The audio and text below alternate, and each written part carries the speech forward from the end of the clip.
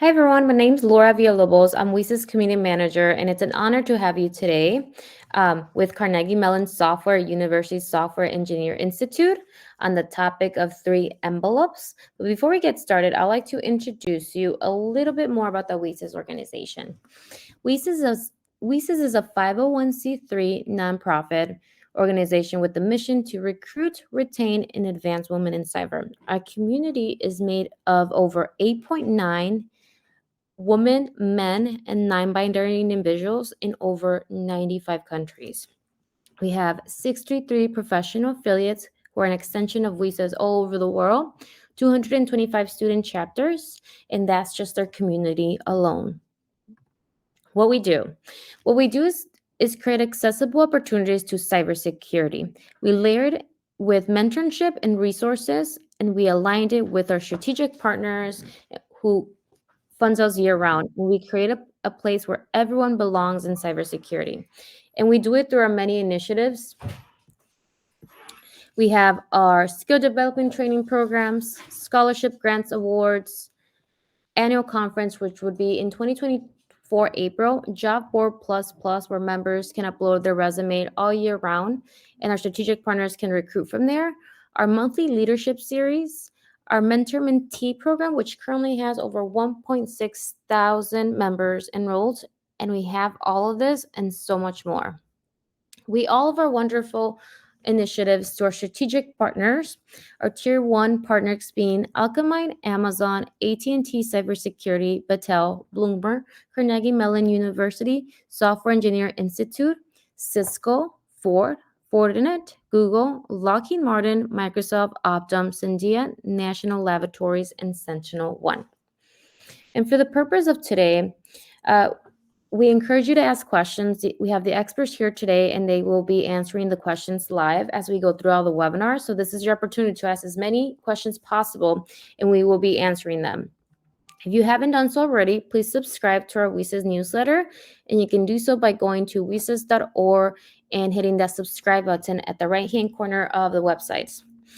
And without further ado, I'd like to introduce you to Rotem from Carnegie Mellon Software University Software Engineer Institute on his topic, the three envelopes. Good afternoon. Thanks for the introduction. Let me just get our slides shared, and let me know if you can see those. Yep, we can see them. All right, excellent. So, yes, as you mentioned, I'm Rotem Gutman. I'm with Carnegie Mellon University's Software Engineering Institute. I'm a senior cybersecurity researcher, and my research focuses largely on education and training. I deal a lot with gamified training, immersive training, augmented and virtual reality. I've also done work in the cyberkinetic domain, generative AI, deepfakes, and so forth. But really, my passion problem is that we don't have enough cybersecurity professionals in the United States. That's my personal goal, is how do we fix the pipeline problem? And the pipeline problem is just kind of daunting and massive.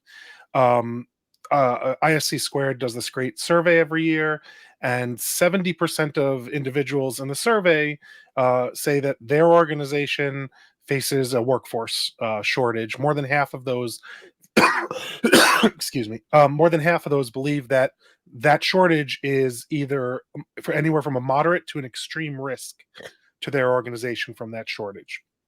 They project that globally there's 3.4 million unfilled seats in cybersecurity positions worldwide, and BLS estimates that the need is going to grow by 32% over the next 10 years. And so with such a daunting need, how do we fill these positions? How do we recruit for them? And the fact of the matter is that we're not going to meet that need by going to the traditional audience, the same people that we've been recruiting for in the past. So the question becomes, how do we reach, oh, there's a little error on my slide there. I apologize. One of the ways that I've chosen to reach out, that I've seen a lot of success, is using games. And so using games in order to not just teach cybersecurity, but enhance the learning of cybersecurity in general. And so, of course, the first place that we look for is just using the games as a teaching instrument. And so we've used games in the classroom. This has given us a lot of benefits, both improving engagement. Students are more engaged. They spend more time. They give more of their attention when you're teaching them through the form of a game.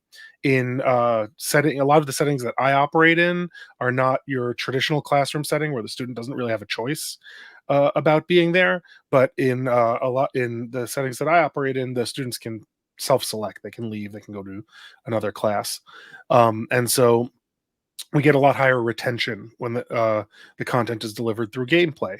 Beyond that, the literature shows us that in strict comparative testing, you can actually improve the scores of the students. They understand the material better and more, and also importantly, they have a better self perception of success with the material. Now, the reason this is important is that students who have a self perception of success, they feel like, hey, this is something that I'm good at, are more likely to continue and pursue that uh, uh, both as a career and for their continued education, because they feel like they are good at it. Even if objectively they are or aren't, regardless, they're more likely to continue with it and invest in themselves in that field if they have the self perception of success. If your student feels like, hey, this isn't something I'm good at, then even if they are factually good at it, they're doing great in the class.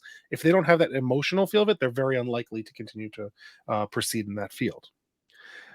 But beyond just using the games as a teaching instrument, games offer us a lot of other benefits. So, games can be used as preparation for future learning. So, games can enhance learning in the classroom, but we have to be careful here because anybody who's spent a lot of time in this space knows that there's a lot of mixed results. You can't just use any game with any content, throw them together, and expect students to learn. It doesn't work that way.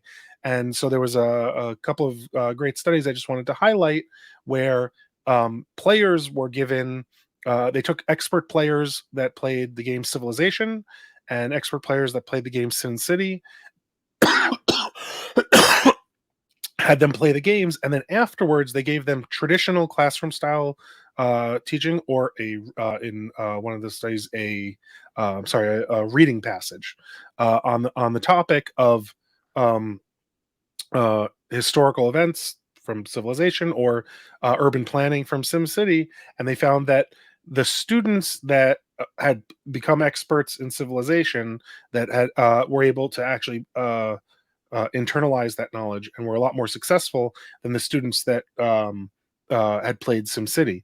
And the real difference there is that in the Civilization game, they were building, systems knowledge, how these historical events relate to one another. That now, when you're filling in the data for them, they have kind of a framework to operate in. Whereas in SimCity, they were learning the nuances of the game.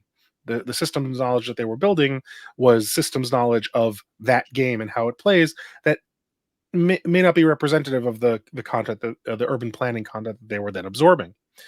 And one of the other key things is that from the literature is you have to give the students an opportunity for reflection. If the students are just playing the game and then not reflecting on the content, then and how it relates to the game, they're not going to internalize that learning.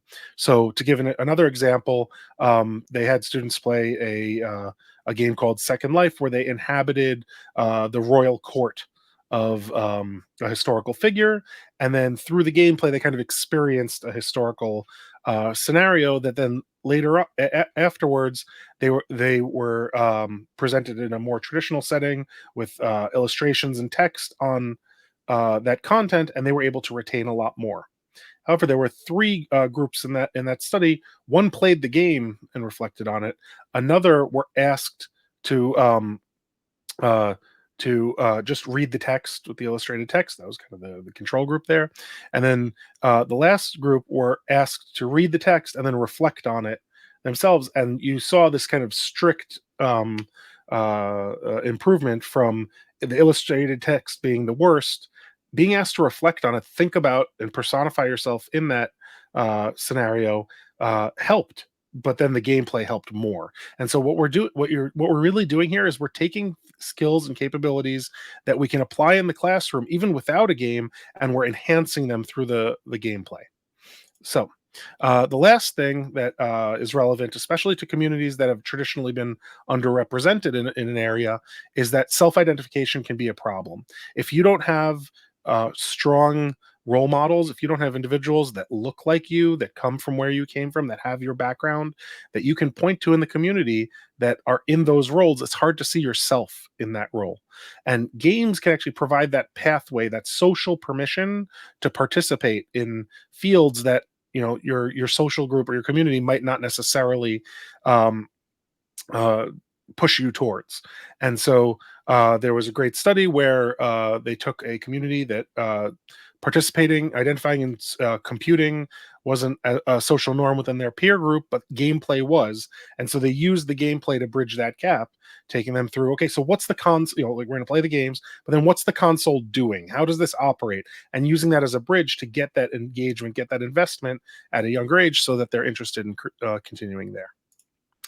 So, how do we actually teach cyber? What do we actually do? So the classical approach, at least from our perspective, was always you build knowledge. You sit in the classroom, you give a lecture, you have slides, you teach the students the basic knowledge, and then you start building skills. You give them some very carefully worked out labs. You get them some hands-on keyboard time so they can work through some basic problems that you're hand holding them. Then you take them on to the experience building phase where now the supports kind of come away, but we're giving them the chance to actually operationalize those skills.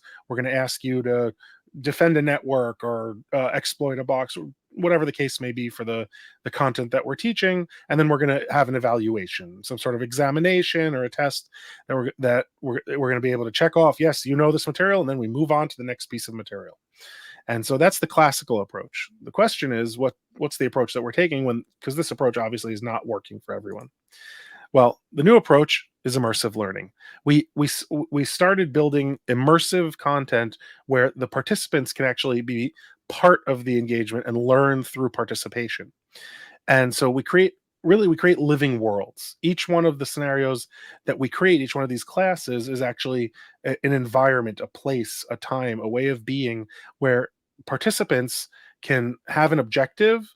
They know what they need to do. They know what their goal is, and we allow them to explore the world in order to solve it in on their own, so that it's naturally self-paced. They're going to go naturally to the content that speaks to them, that feels like it is the best fit for them, and they're going to engage with the material in a way that is going to naturally grow with them. Now, this means building a lot of supports into the content, but I'll get to that in a minute, because we want to ensure that no matter which direction they go, they all finally end up being able to come together and reach the learning objectives that we've set. So our first steps into this path actually started oh, wow, I'm getting old. About a decade ago, we had a consortium where we were doing trainings for them, and it was a multi-day training, 8 hours a day for 3 days straight.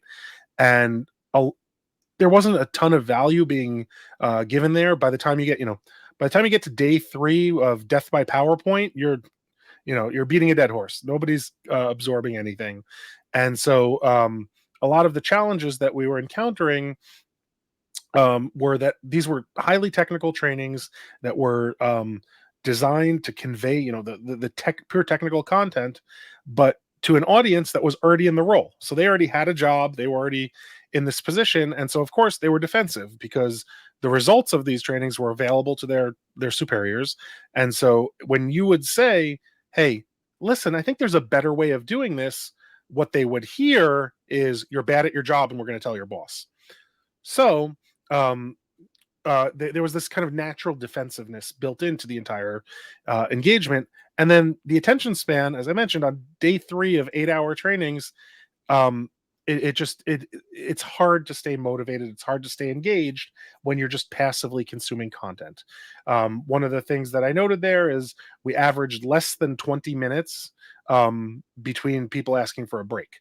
And so, every 15, 16, 18 minutes, We would have somebody, can we have bathroom breaks? Can we have a break for snacks? Can we, anything to just break up the monotony? And so we developed a new way of training. This was our first engagement. So imagine you've gotten used to these 3 full days of content in these trainings, and then you get an invitation to this.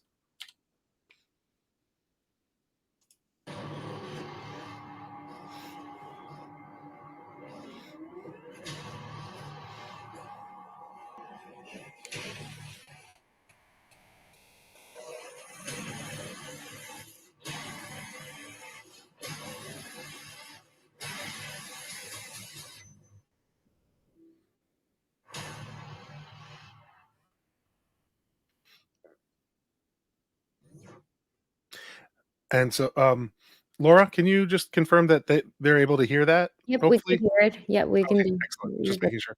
All right. And so we obviously, oh no, we don't need to see that again. Thank you. Obviously, we got a lot more engagement, but it wasn't just a matter of having people excited to come participate in our training. It was the reason that we had created this type of scenario is we created a semi-fantastic setting. First of all, we wanted to have all the real cyber skills, all the real actions be taken, but we made the setting semi-fantastic because it immediately gets rid of any of these comments of like, well, it's not like this at the office, or no, here's all the defensiveness goes away, because now you're not, hey, you're in your job and we're teaching you how to do your job better. It's now you're a secret agent as part of this superhero that's going to save the world against this evil mastermind, and you're trying to do these things. Nobody's going to be like, hey, it's not like this at the office. Really? Do you generally fight supervillains at the office? Not a comment that we're going to get. And so we created this environment. I'm going to give you the little in brief from it here, and then I'll talk a little bit about how it changed the way that our learners interacted with the content. You've been selected as the newest agents for the Armor Cyber Heroes Initiative. You'll be joining teams tasked with responding to... Oh. So apparently it stops the audio when I do that. To global cyber threats as they emerge. Over the course of the next few days, you will receive extensive briefings on Armor policies and... Just a moment. Yes? Yes, I'm with them right now. All right. Yeah, bring it here.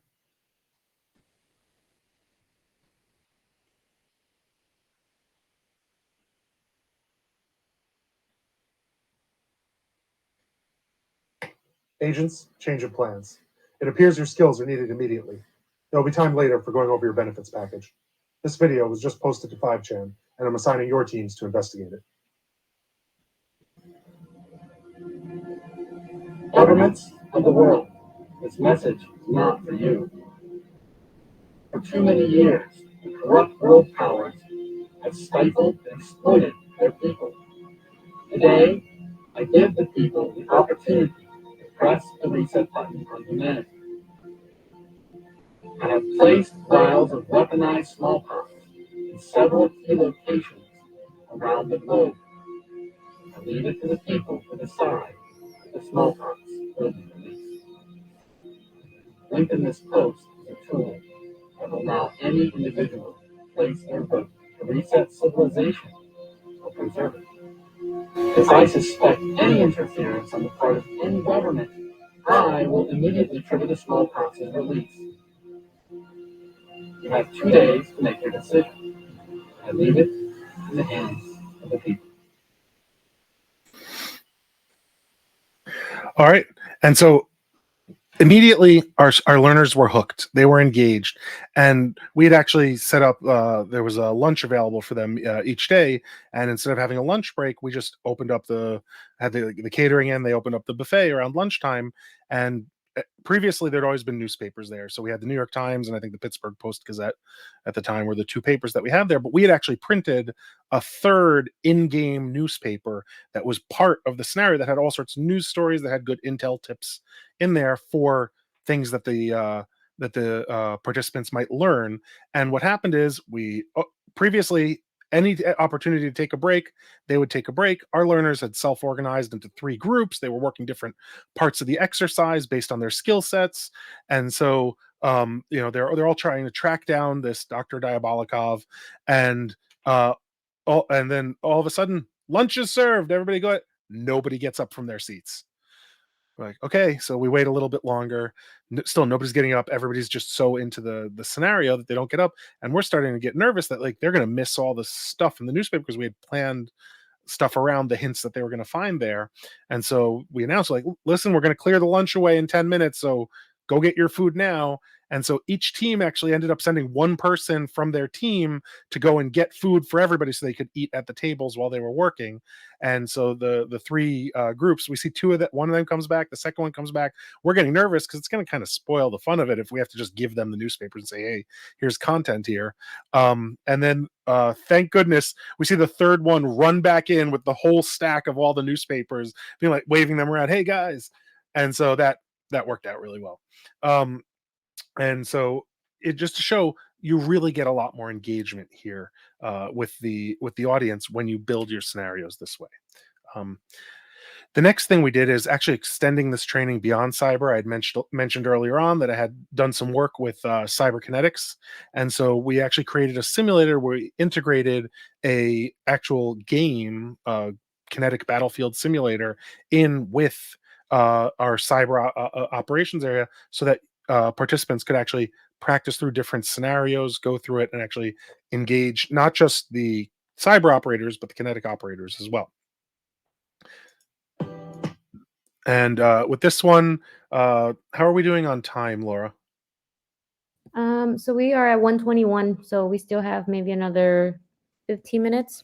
All right, so I'm gonna just kind of scrub through this one because I don't want to go too much in detail of it. But the general idea is that you have a scenario where it's a very first-person shooter kind of gameplay, but the cyber operators are able to affect the environment down to, and it's all interconnected to the level of, as you can see in the top right here, the cyber operators can even hack into the security system and look at the cameras that show you the view in the video game. If there's any interest in this, please feel free to contact me after the talk, but I don't want to go into this too heavily. I wanted to show kind of the top end, the high end of what gameplay can look like when you put these together, but I don't want that to be the focus of this talk. So I'm just going to skip ahead on that and take you to the glorious Republic of Ambrosia. So as you noticed in our previous talk about Dr. Diabolikov, during my previous talk with Dr. Diabolikov, is we had a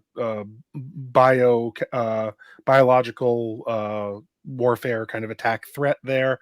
Obviously, that predated the pandemic. That wasn't the kind of content we would be creating nowadays because of sensitivities people might have to the content. This was created because of the pandemic. So in addition to my role at the Software Engineering Institute, I was also teaching in the Information Networking Institute at Carnegie Mellon for grad school class. And then all of a sudden, COVID happens, everything shuts down, everything has to move fully online. So how do you take a course, in this case, our cyber forensics and incident response course? How do you take this course that has all these, all this hands-on content that we're supposed to be doing and move it all online? So what I did is I created an immersive learning experience where I created this fictional nation, the Republic of Ambrosia, with this despotic dictator, where the participants, there's some event that happens. He brings in experts to try and track down what happened. And now the participants, we don't have a traditional exam. We don't necessarily have to have synchronous classes because some of the students at the time actually got caught in other countries. And so we had all of a sudden this classroom of students, some that are 12, 14 hours time shifted from us. So I have to find a way to deliver this asynchronously, and it has to be student driven because different students are going to progress at different paces. And so by creating this environment, we actually created a world where there's an event for them to investigate, and we have them doing a real investigation as part of that. And I'm leading them through that investigation the same way that a supervisor would be checking in with the investigative team. And so we're having these check-ins, they're reporting up the chain of command of their findings and then moving through the different investigation steps. So the students, we grouped them into investigative teams, we met together, and then the reporting requirements, the stuff that they had to create, actually became their evaluation, their assessments. And so they actually ended up creating reports, full investigative reports, that one of the grading criteria for those reports was actually the federal rules of civil procedure. So they were creating reports that would have been admissible in court. And so they had that experience under their belt by the time they were going into industry. So let me give a little bit of an example here. And the reason I really want to give this example is everything that you're about to see here was done in my home office with, commodity hardware, entirely doable for less than $100. And, I fully admit many hours of effort, but you don't need that high bar of the video that I skipped, where you're creating these massive environments, where you're creating these very expensive tools. It's really about creating the engaging narrative for the students to participate in, creating a world that feels living to them so that they feel like they're having an effect on it. And so this was done with no budget in a short amount of time during the COVID transition. Greetings, I'm President Ader from the glorious nation of Ambrosia. I'm sure you've heard a lot about our beautiful country already, but I'm here to announce that Ambrosia is open for visitors. With over 11 kilometers of beaches to explore, you'll be able to relax in the sand, kick back, and enjoy your vacation in peace and quiet. Don't believe the rumors. We've had more than 10 years without civil unrest, and not a single... What? No, that doesn't count. That was barely a riot. They didn't even have... With over 3 years of peace and quiet, as our compassionate government provides for... What? Where did we even get this director from? Is he from the History Channel? Our peaceful atmosphere has been uninterrupted for as long as anyone can remember. Just ask any citizen on the street and they'll gladly tell you so. So come on over on any one of our 3 magnificent, modern, and luxurious ferry boats and see for you... What now? Sunk? How? Oh. A wave hit it? At sea? Chance in a million. So come on over on either of our magnificent, luxurious cargo ferries and see for yourself. The island of Ambrosia, a vacation here is truly a taste of the divine. Are you a digital forensic specialist? Are you looking for a change of scenery? The glorious nation of Ambrosia is proud to announce a lucrative career opportunity. Come and work directly for the Leadership Council of the Free Republic of Ambrosia. Employment boasts extremely competitive wages, comprehensive health care, including vision and dental benefits, relocation assistance, and accommodation in our luxurious government housing compounds. With no rent to pay, all meals included, and flexible work hours, you'll be able to truly enjoy your free time in our beautiful island paradise. You might even find that you'll never want to leave again. Inquire at republicofambrosia.com.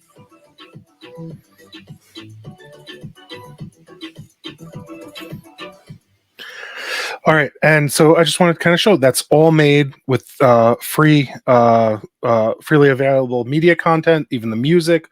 All of that was done on literally zero budget. And so, no, we don't need to hear that again. Thank you. And now taking you to completely to the complete opposite end of the spectrum of investment is the President's Cup cybersecurity competition. So as part of this competition, this is work that was done by SCI for CISA. It was the first of its kind competition. Taking the for the finals competitions, we took the approach of creating a game that is used as an evaluation tool, just as an assessment.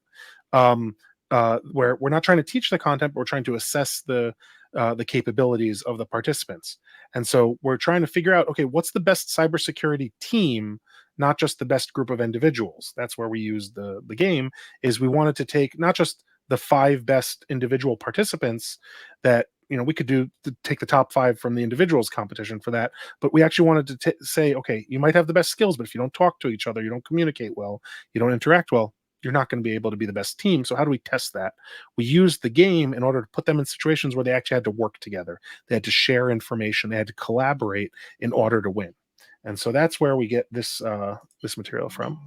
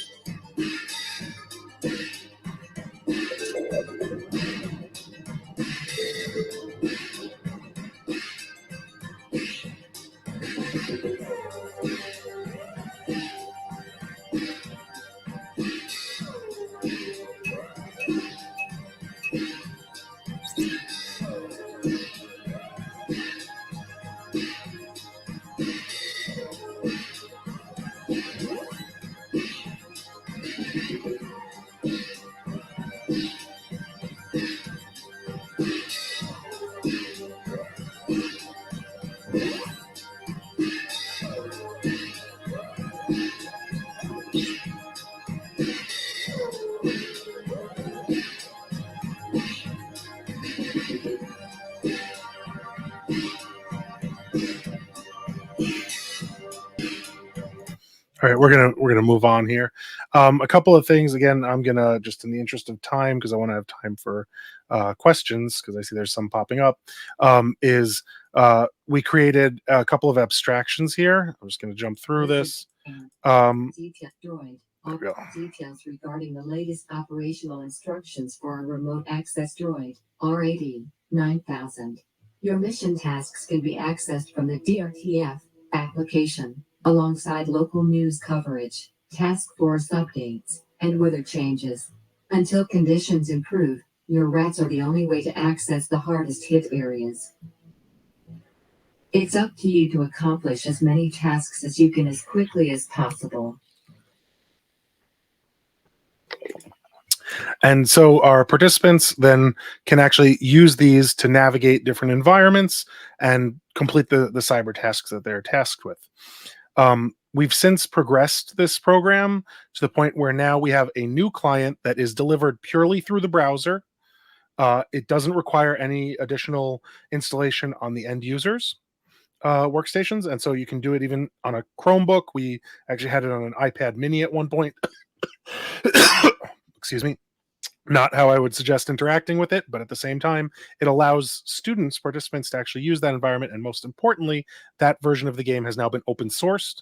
It's openly available. You can download it from GitHub and kick the tires for it yourself, along with our entire cyber infrastructure that supports that environment, which has also been open sourced and is available for use. And then, Roten, sorry, we have 3 questions if you want to go through those. Sure. Let's take a break for questions. Someone said, how big is your team and how many people, how much time was dedicated putting these games together? So again, I'm showcasing work here that was done both at the SCI as well as at the INI, and so it varies drastically. So what you're seeing right now, actually running on the screen, is one of the teams, actually the winning team for that particular competition, running through the President's Cup. And the President's Cup constitutes not just the game itself, but all the qualifying rounds for the competition, the administration of the competition, the help desk support for it, the government organization. So that's, there's hundreds of people involved in some way, shape, or form of getting that competition to go off.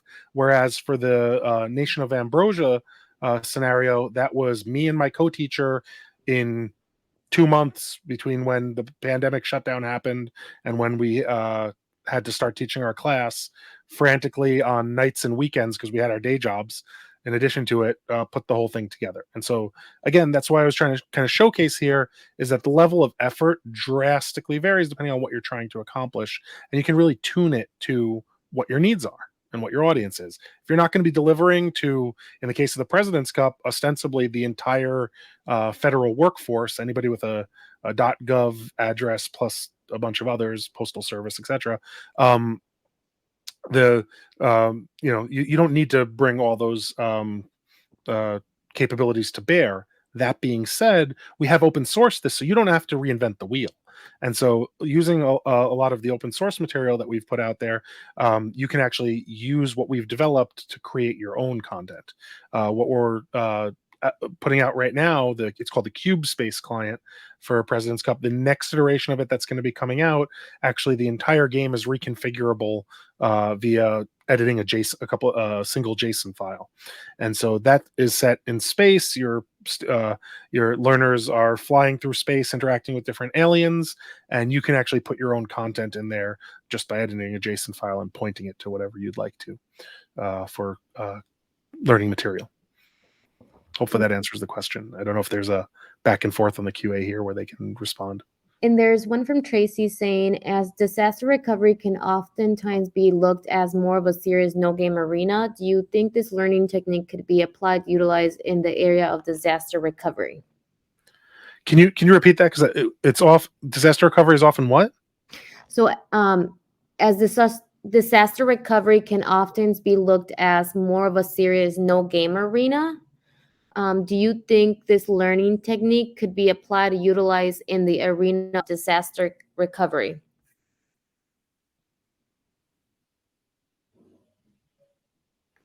Oh, serious no games arena.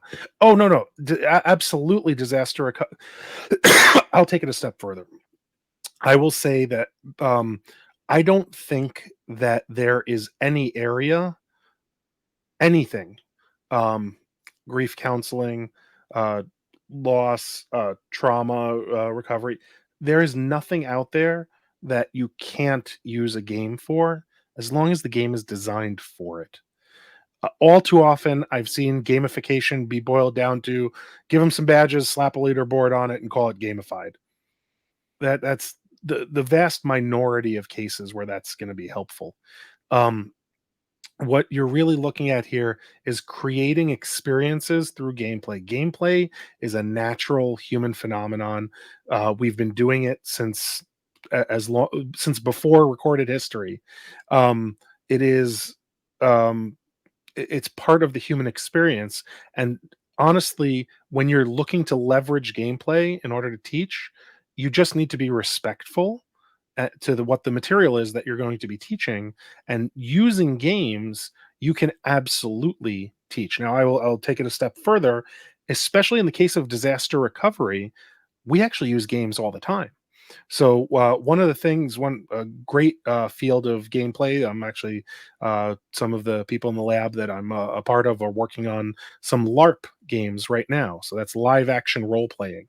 Well, in the case of disaster recovery, live action role playing is actually a lot of their simulations that are the top tier, the best way to do that training, where you have people with makeup on and injuries, and you're rolling out with your real equipment to a fictional, scenario where there might be a fire, quote unquote fire, or mass casualty event that you're responding to, or natural disasters or whatever the case may be that you're responding to with these role players that are these actors that are playing the scenario. That's what is already done in that field.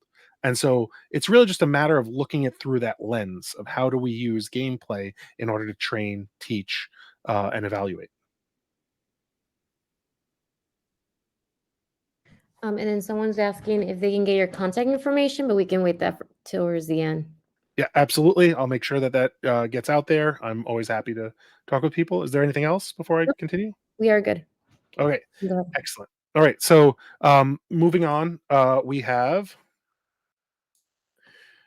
the name of this talk, the Three Envelopes board game. And so one of the issues that we have is you can't spark interest in pursuing a career if you don't know that that career exists. And I came across this rather staggering statistic that it was in the high 70s percentages. I wasn't able to get more up to date characters of this particular statistic, so I took it out of the slides because the most recent one I had was from 2004.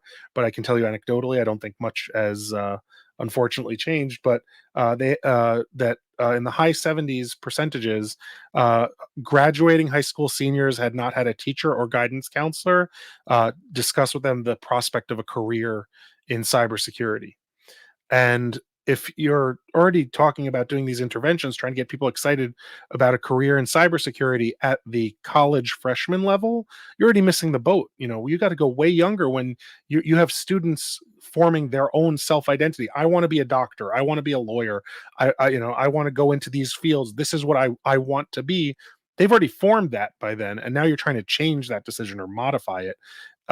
If you want to get a more diverse audience, you have to talk to younger and younger students, get them thinking about this, and introduce to it. And so over and over, the pushback that I would get is, well, how do you explain cybersecurity to an audience that doesn't know anything about programming or networking, or there's all this prerequisite knowledge you have to know in order to understand a career in cybersecurity? And I think that's just bunk. Um, Whenever you're talking to a younger audience, what do we do with any content? We simplify it. We make it engaging, we make it fun to interact with, and we integrate with educators. And that was the impetus for creating Three Envelopes. So Three Envelopes is a game that requires no prior knowledge of programming or networking or any background knowledge beyond simple addition and subtraction. But it still introduces key concepts of cybersecurity and risk management, and explicitly introduces a variety of career options to the students as part of the gameplay. So I've talked a lot about the impetus and all these great things that it does, but how does it actually do that? So here's a kind of a quick briefing on what it's like to play Three Envelopes. Now, one of the things that I'm going to highlight as we go through this is that um, minimizing the cognitive load on the player was an explicit goal of the design, so that the players could spend their attention on what's going on in the gameplay, the choices that they're making, rather than the mechanics of playing the game. So towards that, we had a lot of support materials. The first being the player boards. So here you can see one of the player boards. This is for Software Engineering Incorporated, a totally legally distinct entity from the Software Engineering Institute, and a building that looks nothing like our building. Anyhow, this is your technology sector. Building is kind of the default board. Every team can choose this board, or if they flip it over, there's different boards on the other side where they each have a different sector. So one might be an entertainment company, a movie company that makes films. Another one might be an energy company that runs a solar farm for producing energy. There's all sorts of, there's a hospital and so forth. There's different companies that they could get, but they all have the same layout, where on the bottom left, there's the operations of your business. This is just the mechanics of conducting your business. On the bottom right is the IT, the information technology assets of your business. And on the bottom is your business development. This is researching a new product line, doing an ad campaign, collecting customer information, and so forth. This is the player aid board, and this is purely intended so that players don't have to constantly be redoing basic simple math, tracking a lot of values, etc. And so that we use these little colored wooden cubes that have the same colors and are the same size as the squares that you see here. And there's one cube that is light blue for technical controls, one cube that is orange for physical security, one cube that is purple for policies and procedures, and one cube that is yellow for security awareness, general security awareness in your organization. These colors were chosen out of a colorblind aware palette with the intent of making sure that we have as much accessibility as possible. But then beyond just choosing these colors and these names, if you look all the way at the right end of each bar, there is an icon. And so we used iconography as well in order to make sure that we're expressing these things in as many different ways as possible, so that different learners that might have different disabilities, dyslexia, color blindness, etc., can still access the material without incurring that extra cognitive load. And these will be reflected throughout the game with all cards, with all content that you'll see in a moment. So, what actually happens in the board game? What do they do? So, as part of the board game, the players either play as individuals, as the CEO of a company, or as if they're playing in teams, as the board of directors. I highly recommend, if you have enough students in the class, to play as teams. We usually run with teams between 3 and 5 students per team, and they act as the board of directors. And each turn, they get handed a pile of cards, 7 cards to start with, and they choose either to invest, remediate, or business as usual. What does this mean? Investing means I'm going to buy this card and add it to my business. So you see here on the screen, here's a piece of IT equipment, an intrusion detection system that costs $5 million initially, and then the upkeep cost for it is $1 million per turn. And then for deploying IDS systems into your network. And the benefit, as you can see on the left there, is +3 to your technical controls. And again, we've reflected that both in color and in the icon. But most importantly here, in addition to the fun little image, is there's a short text blurb that's in language that is accessible to the target audience that explains what is the intrusion detection system. So an intrusion detection system, IDS, monitors network or system activity for malicious activities or policy violations and generates a report when they are detected. And so the students can then discuss, do we want to buy this? Do we want to incur that cost in order to get that benefit? Alternatively, if they choose remediate, they can pick a card and discard it, put it in the center of the table of the discard pile. They can discard that card in exchange for getting attackers out of their network. So if their network's already compromised, as you saw in the previous board on the lower right, there's a little compromised token area where if you get compromised, you get a little angry attacker face that you put there. And so if you are compromised, you can essentially skip a pick, give up one of your picks in order to get them out of your network. And then finally, business as usual. This is often a last resort card, a last resort action, but it's basically, again, take a card, don't pick it, put it in the discard pile, and in exchange, you get some money. Each company basically, again, if you look here, you can see that there's a base income for the Software Engineering Institute of $9 million. And that's saying, okay, I'm not investing in anything. I'm going to focus on my core business. I need to raise capital right now. I can't be spending money, and you can get essentially a cash infusion there. And we'll talk about, it'll become a little more clear once I actually kind of give a demonstration there of where that's useful. How are we doing on time? Just making sure I don't go over in case I have to speed up.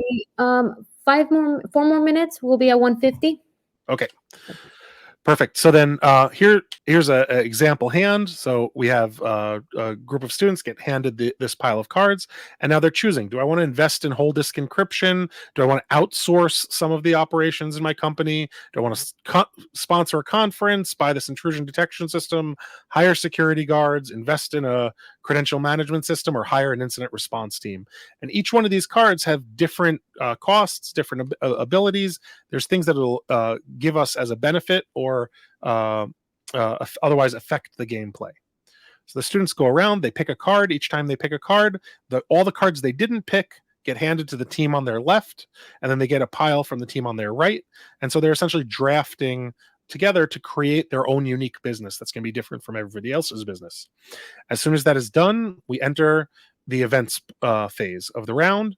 And here, they say life is what happens when you were busy making other plans. Here, the participants have spent their time, their effort, building this company that's unique to them, that they're invested in, that's based on their choices, and now different events are going to pop up. So to give the example here, there's cyber extortion. And so a lot of events, not all, but a lot of events are prevented by a specific technology that targets that exact type of event. So you can see here, prevented by DDoS prevention system. So if you've gone out and have Cloudflare sitting in front of your servers and they're going to handle the DDoS for you, then you can just essentially ignore this card. What is this card? Criminals threaten to disrupt your website and prevent customers from reaching it during important marketing events unless their ransom is paid. And then additionally, it says here, -5 tech during this event if your network is compromised. And so I picked this card, I admit to cherry picking, because it lets me explain a lot of the different mechanics here in that, okay, I see what's happening here. I'm getting threatened by a bunch of cyber criminals. They say they're going to take down my website. Maybe I had bought the big game ad. Is one of the cards in the game. You can make a lot of money by putting an ad in the at the big football game, and I won't say the name of it because that's I don't own that name. But you can sponsor a short ad and then get a lot of traffic to your website. Well, it'd sure be awful if that website was down right then, wouldn't it? And so here you can see that. Oh wait, I didn't remediate. I left them in my network when I knew that some of my stuff had been hacked. And so now my technical controls for this card are lower than they would be because they're already inside, they're in the walls. And so what actually happens in this card, what's it going to affect my business is going to vary depending on my security posture. In this case, my technical controls. So if my technical controls are 9 or greater than 9, you refuse to pay the ransom and successfully keep your website up despite their attacks.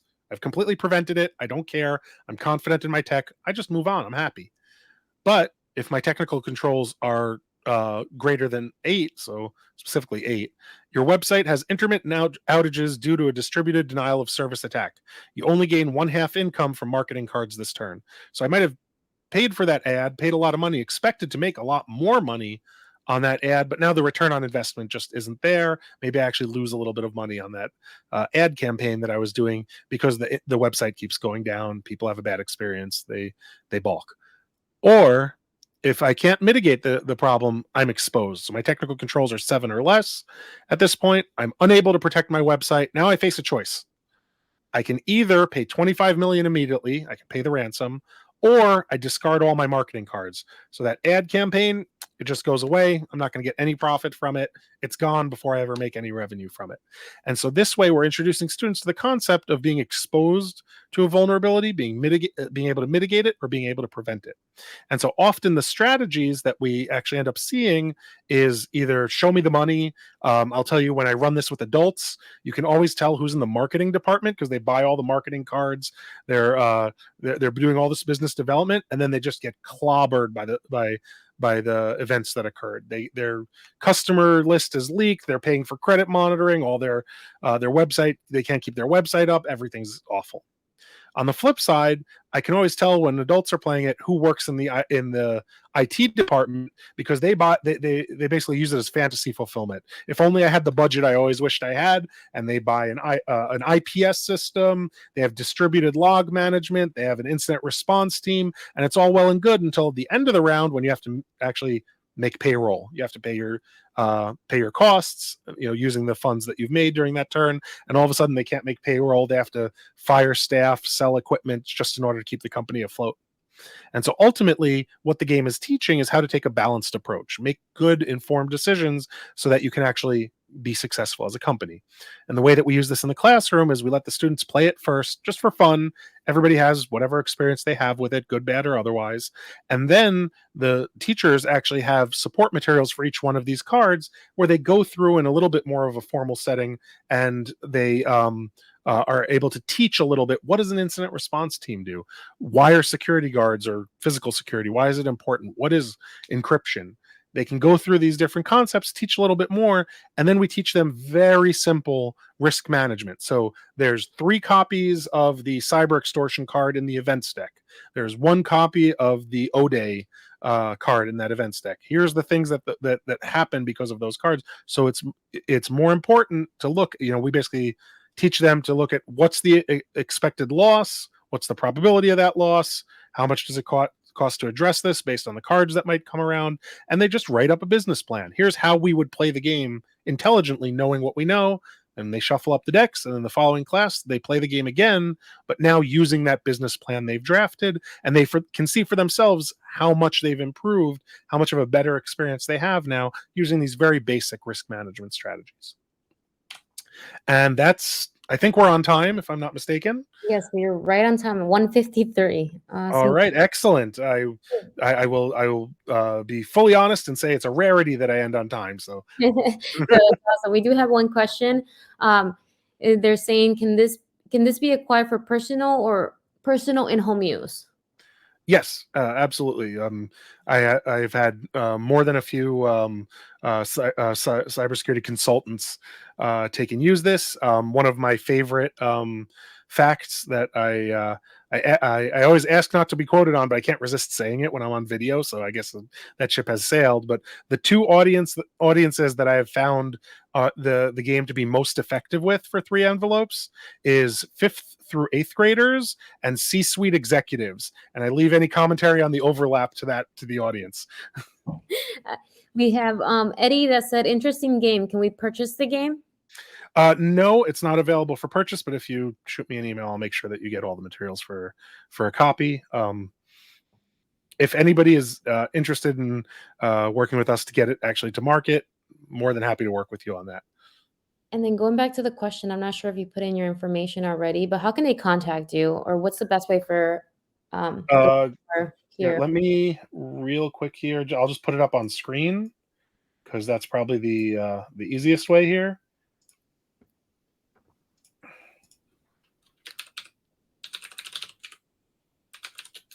And while you do that, we'll see if there's any more questions that come through. Here we go. And I don't know if you have the ability to like put it in chat or something there. I'll do it on the announcement, so I'll put it on. Oh, okay. So I'll just do that over there. That's probably the easiest. Announcements. Yes, display now. All right, so that's my my email address. Yep, I can see it now. Perfect. So yeah, for those that were asking for his contact information, you can see it right on the top of the announcements, and that's the email address. And I think that's all the questions that we have for now. We're right on time, so hey, that was awesome. Always happy to help. It's always a pleasure. I really enjoy working with WiCyS. So if there's anything I can do in the future, feel free to contact me. Thank you, Rodson, for your time and for doing the webinar today. We really appreciate you. And thank you, everyone who tuned in. Enjoy the rest of your day and have a great day today. Thank you. Bye-bye.